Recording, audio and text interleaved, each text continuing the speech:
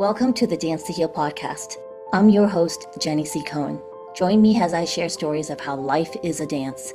I'm a cancer survivor, mother of two, and an award-winning performer who found that mind and body connected movement is vital to healing in a way that is safe and tailored to your life. I created Dance to Heal Wellness featuring the Spotlight Confidence Formula and also authored the best-selling award-winning book, Outside In Recovery, Dancing My Way Back to Myself After Breast Cancer. I will bring new ways to help you on your dance journey and healing path. Are you ready to move? Dance to Heal starts now. Hello. Welcome to the Dance to Heal podcast. I am your host, Jenny C. Cohen, and I'm so honored that we have Sadia Hameed today with us. Now, her actual bio is this beautiful description of what she does and her mission to guide women.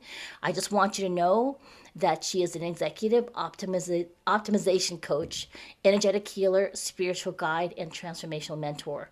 That means if you've logged on to this episode, you are meant to listen to our conversation. Welcome, Sadia. Thank you, Jenny. It's a pleasure to be here. So when I had you propose a title for your masterclass, you did these words I absolutely love, because for me, part of the healing process we've discussed on this podcast with other guests has been the concept of coming home to self. For you, will you share with us what that means to you and why that would become a master class that you would want to be known for? Absolutely. So, coming home to self is the entire theme and foundation for living her light. And it is the centerpiece of my own personal transformation. I, like many other people, grew up believing that I needed to perform to standards that were outside of myself and seeking that validation to belong, to feel loved, to be successful. And all the time, though, I always felt like there was something missing. And I was searching for that missing piece everywhere I could. And I never realized that that missing piece was just always me. And it was always inside me. And coming home to self is really about three levels of a journey, I'll call it. It's not a framework. It really is a journey. And so the first is around learning to be devoted to yourself. So I don't just call it self-love, I call it devotion to self. So when I think of devotion, usually we think of things outside of ourselves, a faith, a person, our children, our parents. But devotion to self is this really deep anchoring where you realize that you're worthy, you're loved, you're special, you belong. And there's this really beautiful friendship that you start to develop with yourself that is about getting to know yourself and celebrating parts of yourself and allowing yourself to expand. But more than anything, coming back to develop this really deep and enduring sense of trust with yourself. And as you do that, you start to actually reintegrate all of the parts of yourself that you might have lost along the way, the ones that were made to feel too small or too big, the ones that were guilted, that were shamed, that you outcast. Maybe you suppressed them because you were trying to belong or be loved or fit in somewhere. I know I did that. And as you reintegrate those parts of yourself, what you do is you can keep all of the lessons. You don't have to become those people. You don't have to judge that part of yourself. And it's not like shadow work. It is truly just this radical self-acceptance, the ability to look at yourself and all of the different versions of you along the way and say that every single one of those steps led me to who I am now. And when I re-embrace all those parts of myself and bring them back and I come back home to myself, then I get to decide as this one whole, complete, beautiful, shining being where I get to go next. And that comes to the third part of the journey, which is all about sovereignty of self. And sovereignty of self is radical responsibility for yourself. So that is me being able to accept that every single experience I've had, I co-created it, even the ones that I didn't enjoy the most. And rather than judging that or shaming that or trying to outcast that side of myself, I can simply say that I can make a different choice now. And that's all that matters. And from that radical sense of responsibility and sovereignty, if I can co-create all of that, imagine what else I can co-create. And so you just start to choose differently and trust and know that you have the capability to do anything it is that your heart desires. And the totality of that, which is the Trinity of Self, is really the journey back home. Oh, I love that. I love that. So, audience members, Sadia has a gift actually for you that I want to direct you to her website. It is there's dashes. What are they called? Hyphens. Those little mini dashes that are in between every word, and it's really easy. She's already said it a couple of times. Livingherlight.com, but there's hyphens in between the three words. So there's two hyphens. Living hyphen her light.com, and there will be her school community that you can join her and learn more about what she does.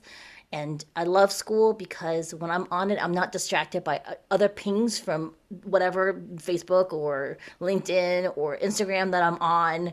I can actually really focus on the community and Sadia's gifts there. Make sure you do that so you're a part of her radiance and her light.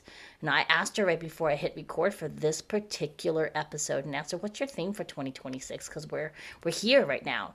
And your words were limitless expansion, and talk about how much that correlates. So my audio listeners, I just kind of clasped my hands together. I was like, it's like this meshing of what I'm also seeing right now, Sadia, of many of us who want to work to self heal or be in community with other people who want to be more aware of who they are and what their purpose is in this lifetime, right? Versus being stuck in the past, worrying or trying to shift someone so this person can feel better.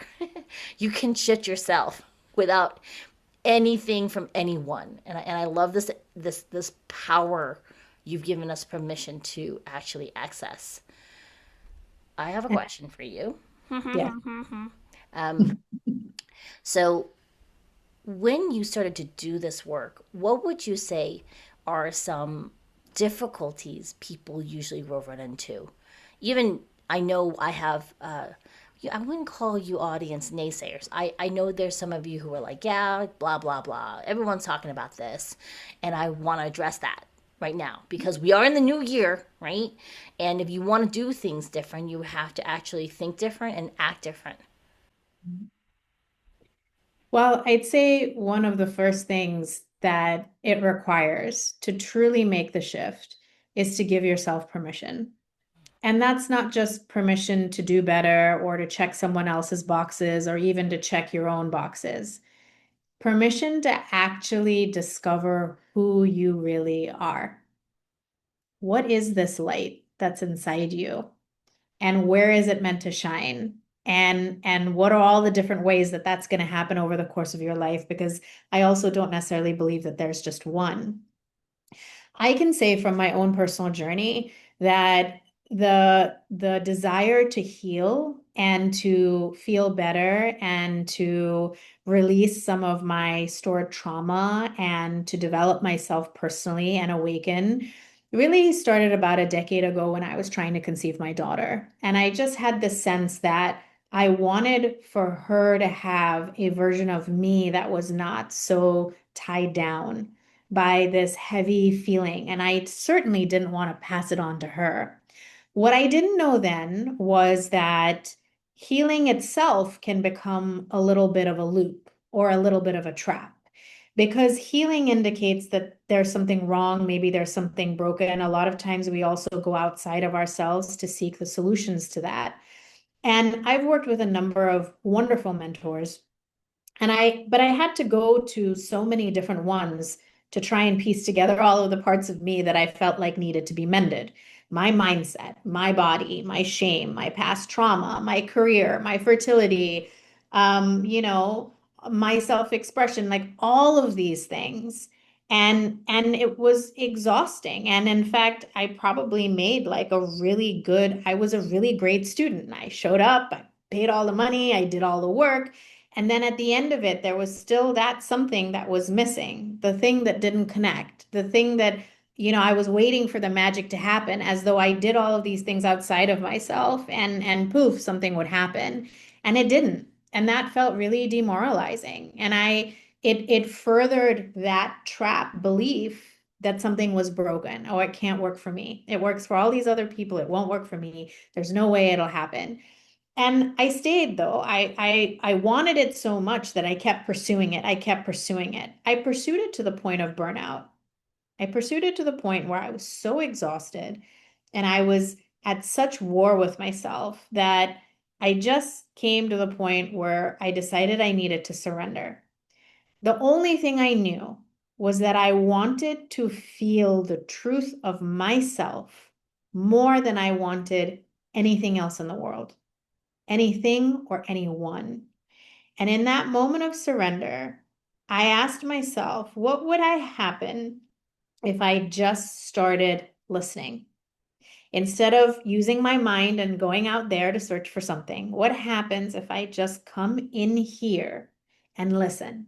And you know what? That was a little scary because you're not sure what's going on in there. I had anxiety, I had all these different emotions, I had all these different feelings, this expectation, the sense of like I wasn't as far as I should be, all the things that I'm sure many people can identify with. But I decided to just give it a shot. And the more I listened and the more I followed what I listened, the more I started to be able to do the real healing, which is allowing my nervous system to move out of performance and survival into a calmer, steady state where I could actually connect back into my intuition again. When I could actually feel what it was like to respond instead of reacting, where I could allow myself the opportunity to have complete stillness and silence with myself and allow whatever I was going to hear or feel to come up, knowing that I could release it and let it go. This process, which is part of the coming home process, wasn't always easy. It was uncomfortable, but part of the reason that it was uncomfortable is because I had been fighting against myself my whole life. And if I did that for 4 decades, it wasn't going to take 4 minutes to get over it. But I will tell you that it only took about 5 months, which is really not that long of a time. If I consider how much time and money I spent trying to get to that outcome versus what happened when I surrendered into myself and started to trust and follow that guidance, the change and the transformation started happening very, very rapidly. Because for the first time, I wasn't looking for the answer outside. I was still seeking support, but I was also trusting that I could choose the support that was answering the need that was coming up inside me, whatever that was. A lot of times it was to be nourished. I wanted to feel nourished and cherished. And at first, I had no idea what that meant.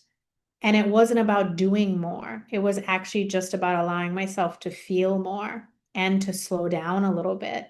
And once that calm, steady trust actually started to ground in, it rooted and it anchored so deep that I realized that it didn't really matter what was happening around me. I had this calm, beautiful, steady sense of self. And I wouldn't trade it for anything.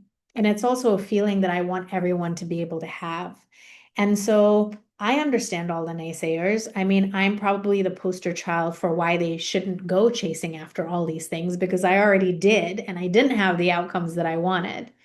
But there is a way. It's gentle, it's rapid, and it really starts though with giving yourself permission. Like I would say you have to want that outcome of yourself more than you want to keep the story of all the reasons why you can't have it. And I was really attached to my stories for a long time. I hugged them real tight. But then I realized it was time to let them go. And letting them go didn't mean forgetting myself or erasing my past or dishonoring any part of me. Letting them go just meant that they were chapters in the book of my life, but they weren't the whole story. And they didn't necessarily have the outcome. I had the chance to continue to write that however I wanted to be. And I realized in that moment that if I was powerful enough to have created everything in my life that I did from a sense of pain and struggle, that I could create so much more from a place of joy and love, because that is so much more expansive. So when we talk about the theme for next year being around expansion and limitlessness, it is that desire to continue to follow that calm sense of joy and see where it'll take me, and to know that it could turn out in so many magical ways that maybe I can't even fully imagine for myself yet. And that is exciting. That's a life I want to live. That is a life I wake up every day excited to be in. So this is a birthright for everyone, the right to have access to that, Absolutely. isn't it, Sadia? Yes. I don't know why when you say, oh, because this is catchphrase being thrown, and I'm so sorry, my white male counterparts, when you are in a coaching and people and a white male coach says, you're arguing for your limitations, I just want to smack them. I say this with love. Because I'm like, sometimes the limitations are slightly different for who you're speaking with because there's so much more social and cultural conditioning. And so, my audio listeners, Sadia and I present as women, one also people of color too.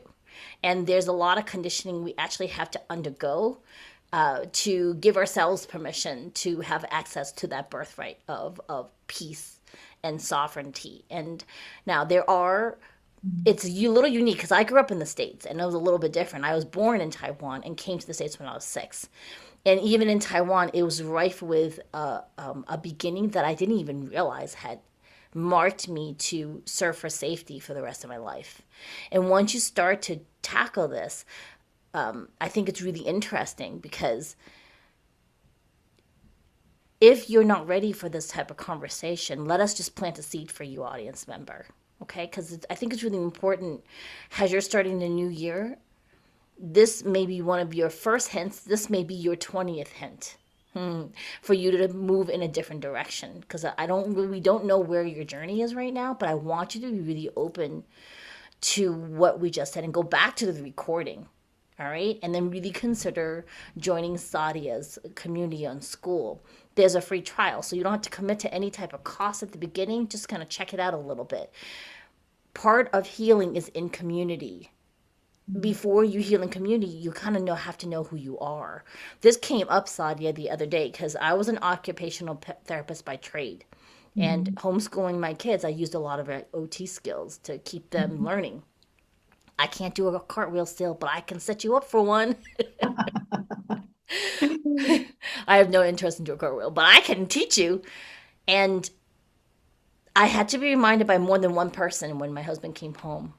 You know what? You're his wife. You're not his personal occupational therapist.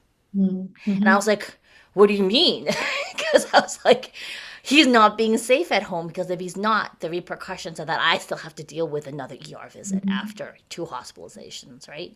So there is a little bit of that overlap, and at the same time, how does one start to even know who they are, Sadia? Mhm. Because we're Right. defined by our roles. Absolutely. No, we have been defined by our roles, and especially for women, that means that we're usually in service of everyone else and usually not in service of ourselves, because we've been taught that that's selfish or egotistical or too indulgent. And, I think that you can be of service to everyone around you, but they'll never actually get the best version of you if you haven't actually been of service to yourself first. And figuring out who you are is like a really big question. One of the things I do know is that there's a lot that we're not. And a lot of that is the cultural and social conditioning that has been passed down from generation to generation. And one of the things that I realized when I was pregnant with my daughter, but it's taken me 10 years to figure out how to do it, was I didn't want her to feel this invisible weight that I always felt like I was carrying just in my body and in my being. And it was so deep and it was so big, I knew it wasn't mine. I knew that it came from lifetimes and lifetimes and generation and through my lineage. And there is this sense of, as we move through life, we do it almost like in a haze, in a dream, in a daze, right? And we don't stop and we don't question things, or we push harder and stronger. We're women trying to succeed in a very masculine framed world that actually isn't designed for our intuition and our flow and our sovereign grace. And so one of the things that has been a really recent part of my mission and is the reason why I founded Living Her Light is because I understand now that there are some of us who so distinctly feel a desire to know ourselves. And we also very distinctly know that we want to be the last woman in our lineage that ever carries the memory of suffering. And once you just know that about yourself, whether or not you've ever said it out loud to anybody else, it's not a judgment of your family or your upbringing or your ancestry. That's not what it's about. It's about making a choice and a decision that says, I am going to start to release it all. And it's almost like in every generation, especially for women, like another lead vest has been added. And so we're like this, and we're struggling, and we're pushing, and we're performing again in systems that weren't designed for us.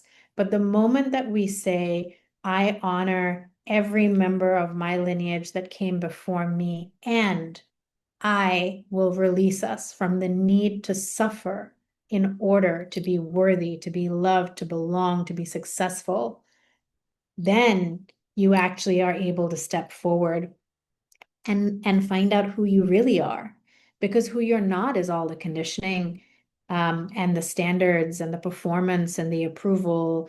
That's not who you really are. That's just the framework, the best framework that society has to try to guide you to who it is you're meant to be. But we're following those things blindly, not actually knowing where it came from, and that we don't actually have to opt into it. We get to choose differently. We get to make things feel a lot better. And that to me is really exciting. The idea that many of us here are here to actually rewrite those systems. And we do that by starting to take those actions in our life. And so the process of getting to know yourself is through a really gentle discovery. You know, first you've got to make friends with yourself and be in acceptance of yourself and be able to say those dreams you have out loud. I have many women who will sit with me and they will say, Sadia, I've never said that out loud to anybody else. And I'm like, great. Well, now you said it out loud to me. And that means that there is someone who's been able to witness what it is that you really long for. And the only thing we need to do now is to move you in the direction so that you're able to have it and feel really wonderful while you do. Because it's not about going after, like, people have goals and dreams and then they struggle their whole life to get to them. I'm like, that's a really unenjoyable journey, isn't it? I don't believe it's meant to feel that way. I actually think it's meant to feel really, really good. And that doesn't mean it won't be uncomfortable or challenging, but that's not the same as suffering and struggle. And so I think that a very big part of even being able to begin to get to know yourself is to give yourself that permission and to realize that you can just put that burden down. It Oh, doesn't need yeah. to be carried anymore. We get to let it go and keep all the best parts of it and then actually find out who we are. Yes, take off that weighted vest, y'all. I know you're comfortable with the weight. I was reading on the weighted vest, and underneath, so there was someone was advocating wearing one, and I saw some ads, and I started reading the comments, and there are retired ex-military people saying, please be careful when you start doing that, because there's wear and tear in your joints about 10 years down the line. And I was like, oh, you're right. And then I started thinking for myself, because I was contemplating. So this is like a big, strange metaphor to this, but I do want to make clear my wonderful people listening in right now, because Sadia just gave us what could be like a thesis. You only just touched on the surface of it, of of being able to be the stopping point of generations of invisible weight. And I'm asking you to take it off instead of putting on the physical weights that everyone's advocating now for health, without understanding that every one of us we all have a unique journey. And at the same time, if you're not checking in with yourself on what is needed at this moment, because for example, the weighted vest, that's where I'm going. If you've had a child and you haven't tested for diastasis recti, which is the separation of the abs, the weighted vest actually makes that separation more, which decreases core integrity, which increases load on your back, which increases more risk of slipping, the disc coming out of your sacrum or your lumbar vertebrae, right? In the same way, when you don't take off the weight of the generations of contracts of suffering that you've inherited, and you're like, I don't co-sign to that. When you're not aware of it, it actually will wear and repeat in your life. And there's even science experiments now, Sadia, that prove depression is just as debilitating as an actual disease on your body. There's now scientific research, right, that shows the correlation. Well, and depression to me is the absence of your fullest self-expression.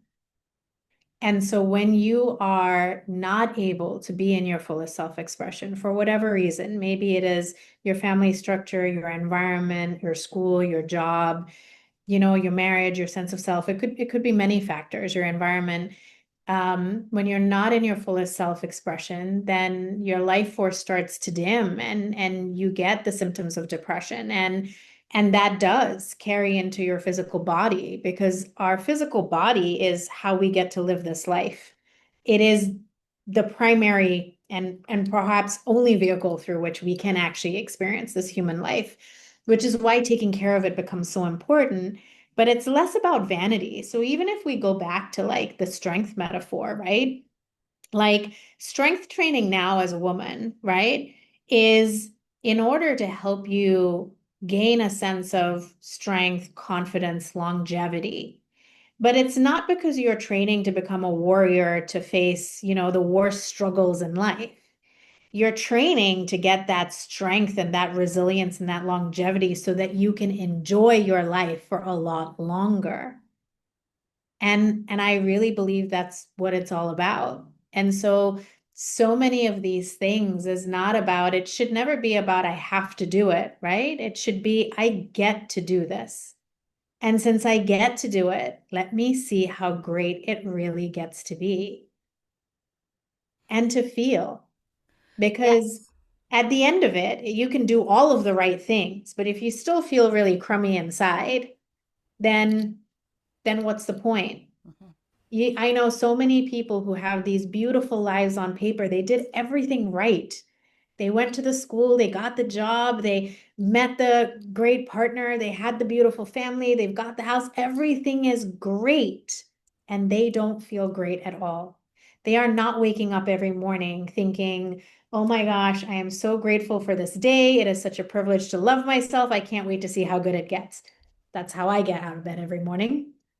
People might not want my life. I'm not selling you my life, but there is a state of being that you get to have that is our birthright, where you do wake up every day and you are just like excited, like a curious little kid, to know what it is that your soul can lead you towards in that day. And being able to approach your days and create your days and your life from that space and that energy is just a really beautiful place to be. I have more energy than most 20-year-olds. And I don't even drink coffee anymore, right? I mean, not blaming anybody. I love coffee. I still enjoy it for the flavor occasionally, but like that idea of people needing, right? Constantly seeking. I'm seeking the energy outside of myself. I'm seeking something outside of myself.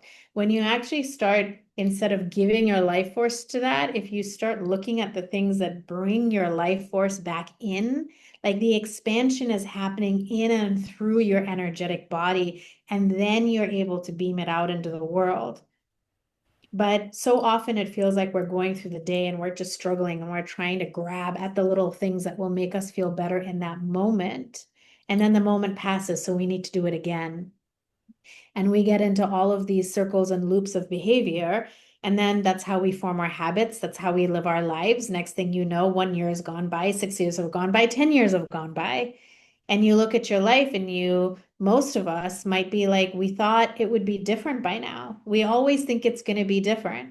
The only time it becomes different is when we actually give ourselves permission to be different, to feel different, and to stop feeling so guilty for having a really great life. And a really great life is whatever it is you want it to be. It's not someone else's checklist. It's not someone else's resume. It's whatever you want it to be, as long as it actually feels really great to you every single moment of the day, even when your kids are throwing a tantrum. Brava on that one, Sadia. Because I have grown kids that still Even feel then, that they feel their own like grown person tantrums, right? And so remember, folks, you've got Sadia's school community on her website.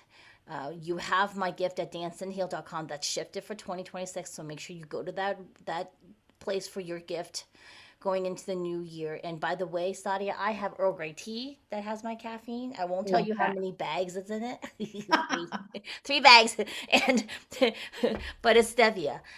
I want to wrap back to what we started this whole conversation about, which was permission for devotion to self, Mm. because we don't do enough of that. We think the occasional bath is our luxurious thing. And I'm like, oh no. Are you doing a bath every day? Like, that's part of devotion to self. People, most of us don't give ourselves permission for a solid, ooh, this gives me pleasure. I want to wash my face every day. I have countless friends that don't do self care, not for the beauty exterior, but for the self touching, like the I love me, like you're doing great, like I'm so proud of you Mhm. moments of themselves. What's a first starting point for someone to even begin on devotion to self? I would say that it starts with a day and then it starts with a week. Mhm. So devotion to self is asking yourself, if I had no past and I had no responsibilities right now, how would I most want to feel? Just a feeling. It starts with the feeling. How would I want to feel? I'd want to feel cared for, cherished, nourished, relaxed, rested, energetic. It could be whatever, fulfilled. How do you really want to feel? And then you start by just finding the one thing that helps you feel that way. The one thing could be sitting outside in the sunshine for 5 minutes. It can be a walk with your pet. It could be the chapter of a book that has been sitting on your table, calling at you for months at a time. It could be sitting in complete silence. I remember one of the first things I did was I just craved quiet. Everything felt so noisy and chaotic inside and outside of me for a period of time. I just wanted to be still and silent. And so I gave myself that. It's like 15, 20 minutes. Didn't talk to anybody, didn't listen to anything. It just sat there and it was quiet and I could feel my whole body relax. You talked about baths. At some point, I stopped taking baths. I loved baths. I would take baths every day. I would be in the bath for hours. People would come knock on the door to make sure I hadn't drowned in the bath. And then I realized I was in a personal development program and I realized I got into the bath, but when I was in the bath, I wasn't actually fully switching off. I wasn't enjoying the warmth of the water, the softness of the bubbles, the sweet scent. I wasn't allowing my body to relax. I wasn't turning off my mind. I was getting into the bath and I was looping and looping and looping and looping in my brain, trying to answer things that were unanswerable by my mind because they required my being and not my mind, my analytical mind that could try to solve every problem. I'm a great problem solver, Mhm. but I couldn't solve the problem of what I felt like was missing with me. So the baths were actually keeping me in my loop. So when I stopped that apparent act of self-care and actually gave myself the care that I most was craving to get to the feeling I wanted, then I was able to start unlock things. So you start doing that one thing in a day, one thing in a week. Then you allow yourself to create the space and the time for it. And then you start thinking, what would my perfect morning be like? What would a great afternoon be like? What would I most like to feel before I go to bed? How do I really want my weekends to be? So rather than being on autopilot, which is what happens when we get into either school or the workforce or life, parenting, whatever it might be, we go on to autopilot. And then you realize that it's been a really long time since you asked yourself if your days actually look anything like the way you want to. It becomes responsibility. It becomes obligation. It becomes the thing that is your badge of honor. I'll enjoy my life later at some distant moment. But the truth is, we don't know how much longer we even have. Any of us could go later this afternoon, in a few hours, in a few days. And so I always thought it was cliche to think, live each day like it's your last. And I would say it's not so much living each day like it's your last, it's allowing yourself to live the days you most want to have. And that can look different from day to day and from week to week. Like, you get to change it. But to even start to have people look at me and say, Sadia, I really enjoyed my perfect day. Or like one of my mentors calls it, Chris Duncan, his name is, a perfect average day. I got to do a session last week around Thanksgiving where he was asking people how much resistance they had to their perfect average day. And I got to walk through my day and think, I get to live my perfect average day every day, and I have zero resistance to it anymore. And I couldn't have said that a year ago, 2 years ago, 5 years ago. And I got to that place before I even discovered him or went into any of his programs. But it was really reaffirming because I thought to myself, okay, this is exactly what he's coaching people to do. This is something that I came to, and it's something that I encourage everyone around me to do. And in many ways, so many of us out there are saying the same thing. We just have a slightly different way of guiding people to find their way to it. And so I might resonate with some, I might not resonate with others, and that's okay. The purpose and the point is not really about me at all. It's about your ability as a listener to actually claim for yourself the thing that you really want so that you get to feel really happy and joyful, and not because of something outside of you, but because you finally just allowed yourself to be exactly who you are. Exactly, exactly. And audience, my repeat customers understand when I urge them to do muscle testing, I Mhm. want you to come back to this recording and all the different things we've looped and talked about and come back to and then reframed. You can muscle test and go, does this pertain to me right now? And if it does, write it down. And let yourself ruminate on that, not the looping that Sadia was talking about in the bath. Now, for me, the bath is for me to take care of my aching body parts because we do Mhm. in magnesium and the rose quartz, and I've gotten other things to start taking in Mhm. nutrients. So that's another form of self care, as long as you're not doing the looping, folks. Because here's the thing, Mhm. oftentimes we are actually afraid to be by ourselves with ourselves.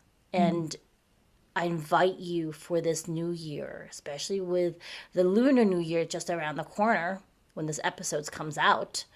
Because I celebrate three. I have the Jewish New Year, the Julian New Year, and the Asian New Year, which I encourage everyone to celebrate because you get three starts at least a year. Okay, so this is the third start. Like, you start over again.